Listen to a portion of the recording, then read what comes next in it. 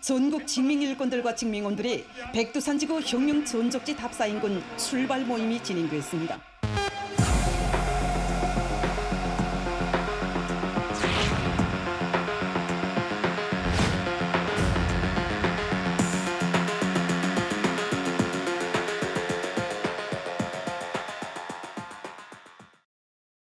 자, 북한의 핵 능력 고도화에 대한 우려가 커지고 있습니다. 그런데 문성무 센터장님, 최근에 국제 원자력 기구 IAEA가 이런 얘기를 했어요. 북한 영변에서 새 우라늄 농축 시설로 추정되는 건물이 발견됐다, 이런 발표를 했어요. 작년 12월로 추정이 되는데 12월부터 정찰 위성이라든지 각종 이 관측 장비를 통해서 영변을 쭉 관측을 해왔는데 영변에 새로운 건물이 포착이 되는데 농축 우라늄 시설인 것 같다. 이렇게 담은 그 보고서를 발표했다는 거를 일본의 요미우리가 발표를 했어요. 그래요. 그래서 이미 영변에는 농축 우라늄 시설이 있거든요. 얼마 전에 또 김정은 북한 총비서가 강선으로 추정되는 이 우라늄 농축 시설에 직접 방문해가지고 핵무기를 꽝꽝 만들어내라, 이런 얘기를 했었는데, 그런 차원에서 IAEA가 우려를 하고 있습니다. 이 핵 역량의 강화, 여기에 대해서 계속 검증을 하고 주의 깊게 포착을 하겠다라고 이야기를 하고 있습니다. 아니, 저렇게 우라늄 농축 시설로 추정되는 건물이 발견되고 김정은이 저렇게 시찰을 열심히 나서고 이러면 추가적으로 북한에서 이제 핵실험이 또 임박했다, 이런 얘기가 과언이 아닐 것 같아요. 그렇습니다. 그러니까 말씀하신 대로 김정은은 핵 무력을 계속 강화한다는 방침을 확고히 하고 있거든요. 2017년에 6번째 핵실험을 하고 핵무력을 완성했다라고 선언을 했지만, 이듬해 2018년 미국과 정상회담을 하기 위해서 풍계리 핵실험장을 폭파하는 쇼를 하기도 했어요.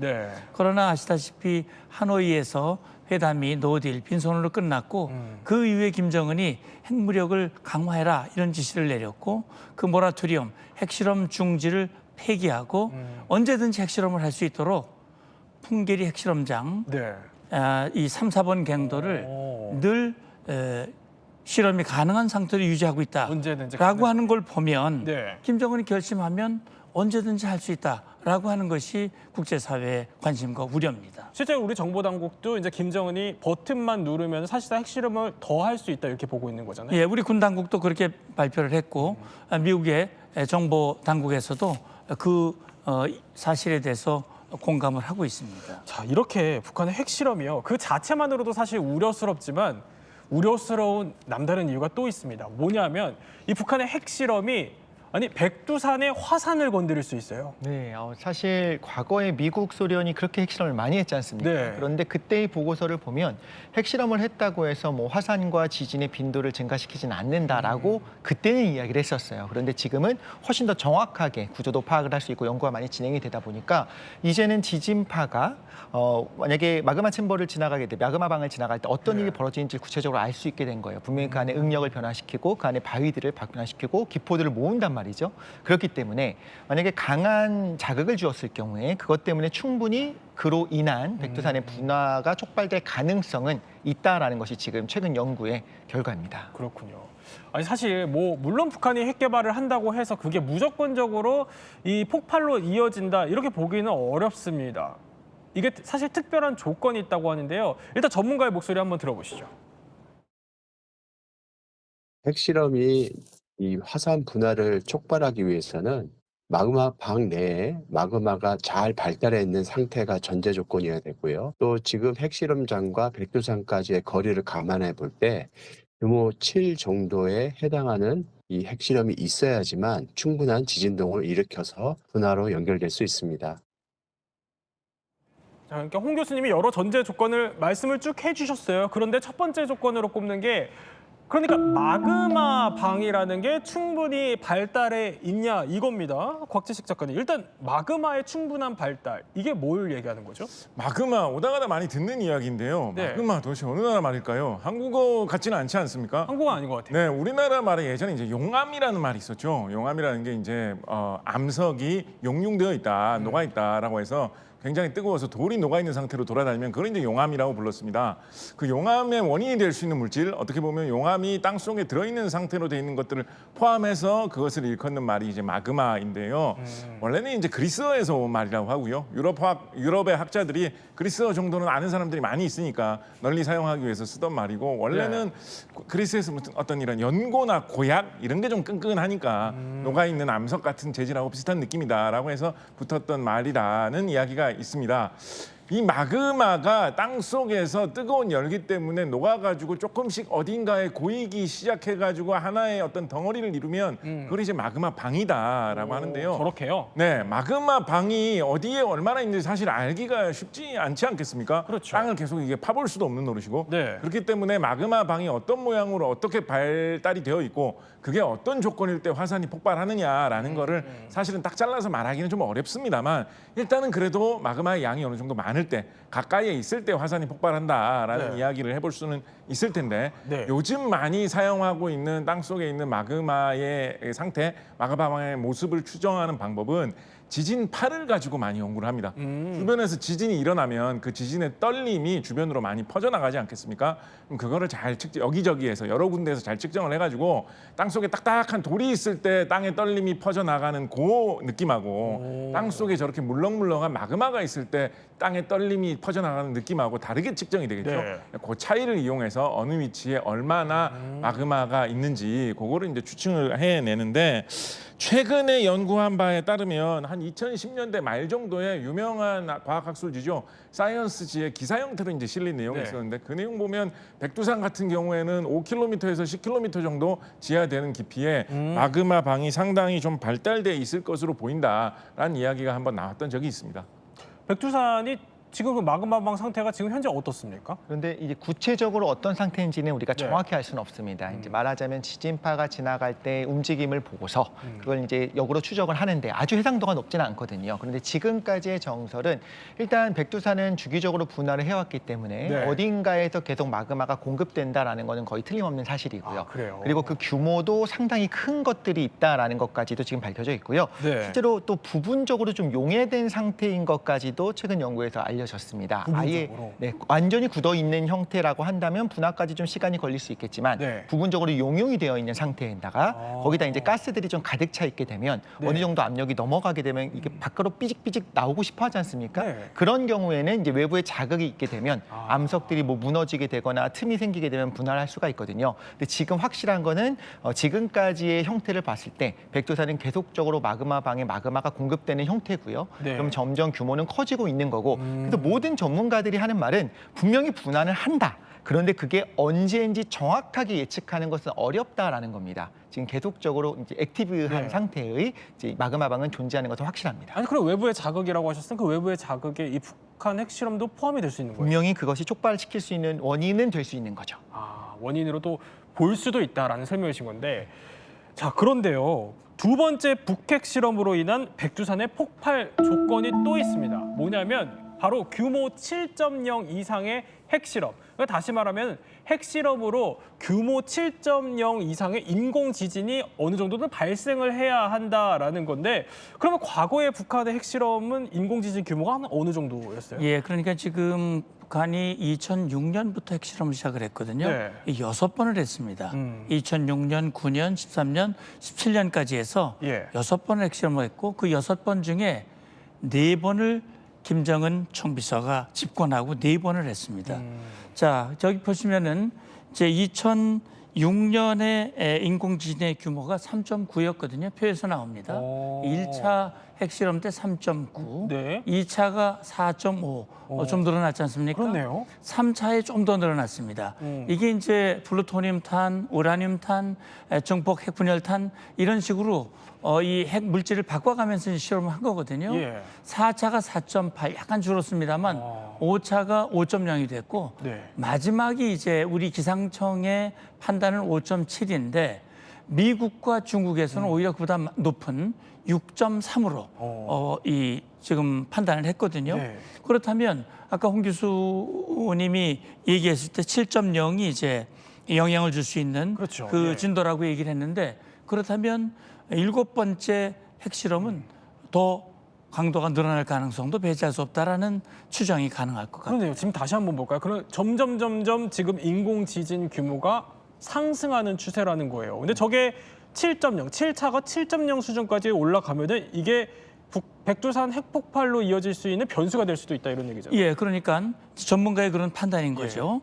근데 이제 지금 6차 핵실험이 2017년에 있었으니까 8년 전이거든요.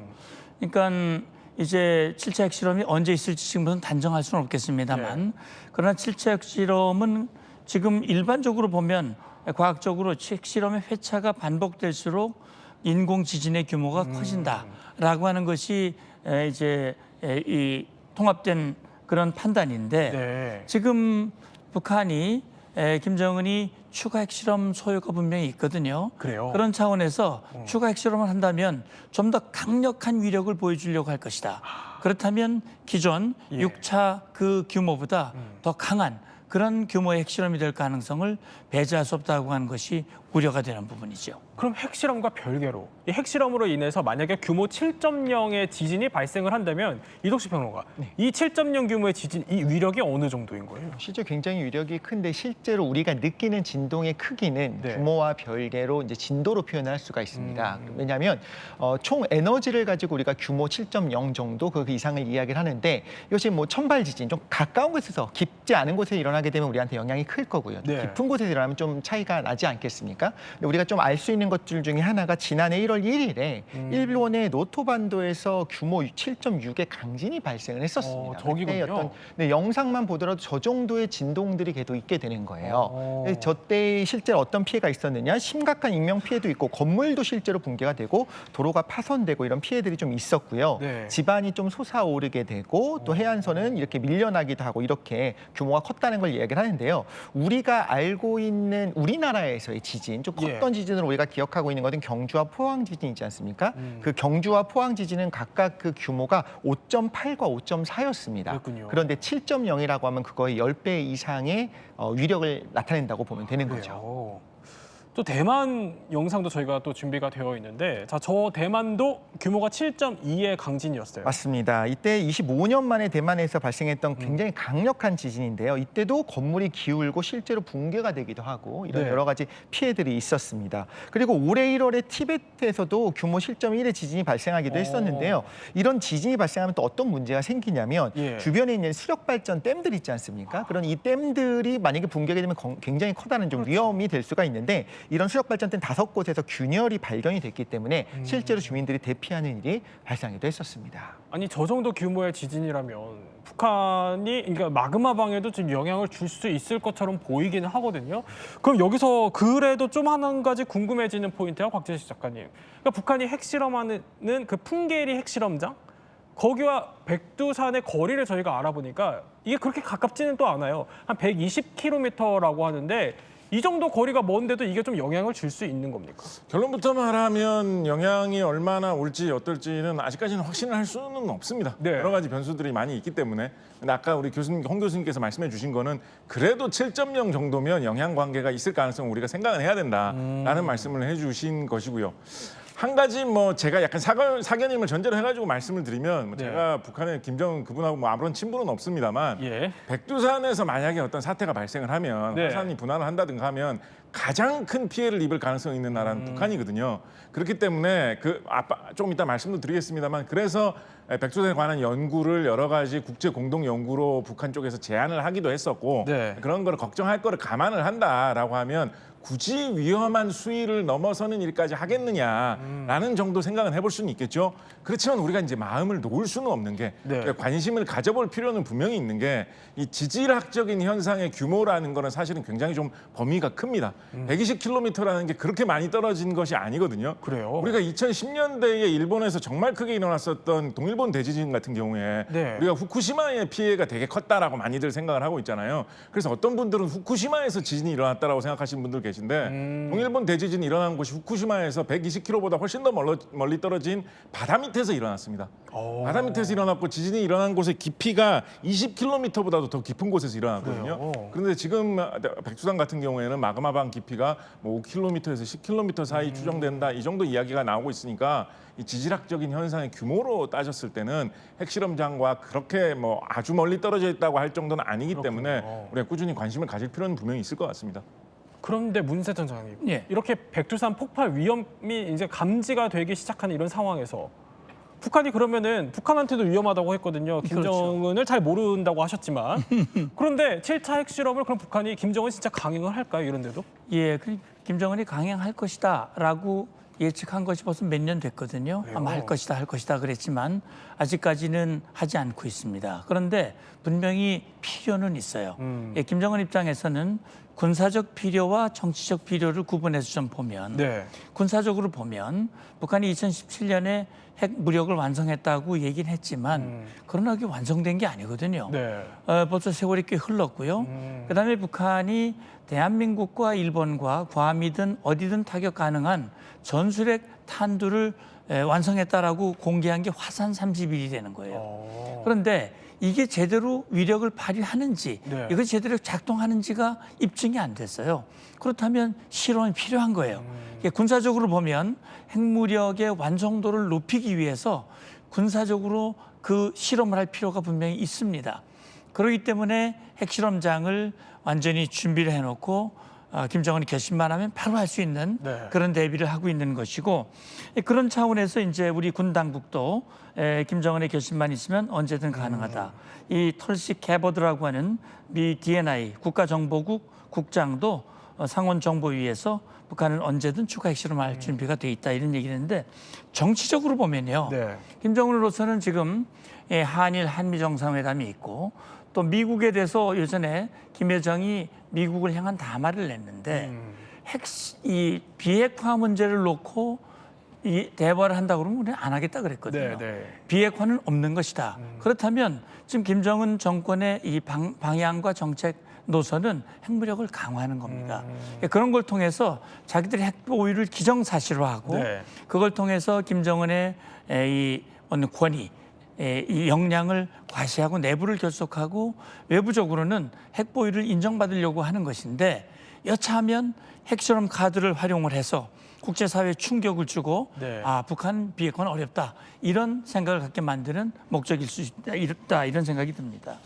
자, 지금부터는요. 절대 있어서는 안 될 일이고 또 저희가 대비하자는 차원에서 짚어보는 거지만요. 만에 하나 북한의 핵실험으로 백두산이 폭발한다면 어떤 일이 벌어질지 저희가 가상 시나리오를 한번 짚어보겠습니다. 그 전에 실제 화산 폭발 사례부터 한번 영상으로 준비해봤습니다. 자, 올해 아이슬란드 서남부 지역 화산이 폭발한 상황 보여드리고 있습니다. 마치 어떻게 보면 눈앞에 상당히 거대한 불의 장벽이 서 있는 것 같기도 한데요.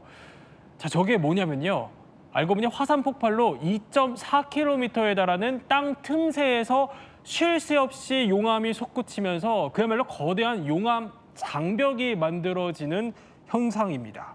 자, 다음 영상 또 준비가 되어 있습니다. 이번에는요. 2022년에 통가에서 벌어진 대규모 해저 화산 폭발 모습 보여드리고 있습니다. 이렇게 거대한 화산재 구름이요. 끝도 없이 솟구치고 있는 모습 보여드리고 있습니다. 자, 주변에는요. 화산 폭발로 인해서 주택 그리고 나무 이런 것들이 저렇게 파손이 되면서 순식간에 통가가 초토화되고 있는 모습 보여드리고 있습니다. 보기만 해도 상당히 경각심을 갖게 되고 어마무시한데요. 더 무서운 사실은 바로 저 화산 폭발이 백두산 폭발보다 위력이 약한 거라고요? 네, 화산이 분화할 때 그 위력을 얘기하는 화산 분화 지수 VEI라고 있습니다. 지금 이야기가 나왔었던 저 아이슬란드의 경우에는 VEI 지수가 4고요. 통가 화산의 경우에는 5 정도로 보고 있습니다. 그런데 실제로 백두산이 뭐 꼭 그렇게 분화한다는 건 아니지만 천년 전에 있었던 그 밀레니엄 분화의 경우에는 VEI 지수를 7까지 보거든요. 아, 당시에? 네, 그러면 숫자가 1씩 커진다, 1, 2, 3, 4, 5 이렇게 볼 것이 아니라 1, 10, 100, 1000만 이렇게 10배씩 커진다고 우리가 로그 스케일로 보시면 됩니다. 그러면 보면 화산 분화 지수가 4였던 것보다 네. 7이라고 한다면 1000배, 1000배씩 이제 위력이 증가한다는 걸 의미하는 거예요. 그래서 백두산은 훨씬 더 위력이 강할 것이다라고 생각을 할 수가 있고요. 실제로 불춘물의 양 그리고 그 폭발력 자체가 저기 나와 있는 것들과 비교할 수 없어도 강할 가능성이 있고요. 네. 실제로 그보다 약하게 분화할 수도 있습니다. 그렇지만 우리가 생각해야 되는 거는 백두산에 지금 안에 차고 있는 그런 마그마의 경우에는 좀 분명히 그 수분기가 같이 있습니다. 가스가 같이 있습니다. 그런 경우에 좀 더 격렬하게 분화할 수가 있거든요. 그래요? 그렇기 때문에 우리가 좀 안심하기는 좀 어려운 상황입니다. 그 안심하기 어렵다면 물론 경각심을 갖자는 차원에서 짚어보는 거지만 이게 화산 폭발 직수가 우리가 과거처럼 7 규모로 폭발을 하면 어떤 일이 벌어져요? 무시무시한 일이 벌어지게 될 텐데요. 그런 일은 일어나면 안 되겠지만 예. 일단 백두산에서 한 약 120km 정도 떨어진 그 풍계리 핵실험장에서 진도 7.0 규모의 핵실험이 강행이 됐다라고 네. 이제 생각을 하면서 뭐 시나리오를 이야기를 해보도록 하겠습니다. 제가 자료 화면으로 준비를 해봤습니다. 네, 그러면서 일단 기본적으로 이렇게 핵실험을 하게 되면 그 진동이 일반적인 지진과는 다르지만 핵실험으로 촉발된 지진들이 있거든요. 예. 이 지진파가 마그마방에 압력을 가하게 될 거고요. 그러면서 백두산이 분화를 시작하는데 하늘 높이 화산재 기둥이 솟아오르게 되고 예. 또 천지가 문제인데요. 물이 너무 많습니다. 이 수십억 톤이 한순간에 쏟아져 내려오면서 저렇게 화산성 홍수를 만들게 되고요. 그러면서 동시에 또 화쇄류와 용암이 사방으로 퍼지게 될 거고요. 그러면서 대기에는 수증기와 황산가스 가득 차면서 산성비까지 내리면서 저렇게 농작물들이 예. 전부 다 저렇게 말라 죽는 일들이 일어날 수가 있습니다. 그리고 화산재와 물이 섞인 라하르가 두만강과 압록강을 따라서 주변 마을을 휩쓸어 버리고요. 예. 또 이렇게 하늘을 가리게 되면 어떤 문제가 생기냐면 결국엔 하늘이 어둡게 되면서 네. 몇 년까지도 기온이 전체적으로 지구 전체의 기온이 떨어질 수가 있습니다. 그래서 햇빛을 못 받기 때문에. 맞습니다. 그래서 농작물이 말라 죽으면서 기근이 발생할 수가 있는 거고요. 이런 초대형 폭발의 경우에는 북반구 전역이 이렇게 몇 년 동안 냉해를 겪을 수도 있고 그런 사례가 실제로 있습니다. 피해가 어마어마할 것 같은데요, 곽지수 작가님? 그렇습니다. 우리나라에서 2010년대 중반에 우리나라 당국의 의뢰로 부산대 윤성효 교수 연구팀이 요거를 한번 추산을 해가지고 어느 정도의 피해가 이 남한 지역에 대한민국에 발생을 할까 한번 연구를 해봤던 적이 있습니다. 네. 그때 자료를 보면 최대 피해는 11조 원 이상으로 본다라는 결론이 나왔습니다.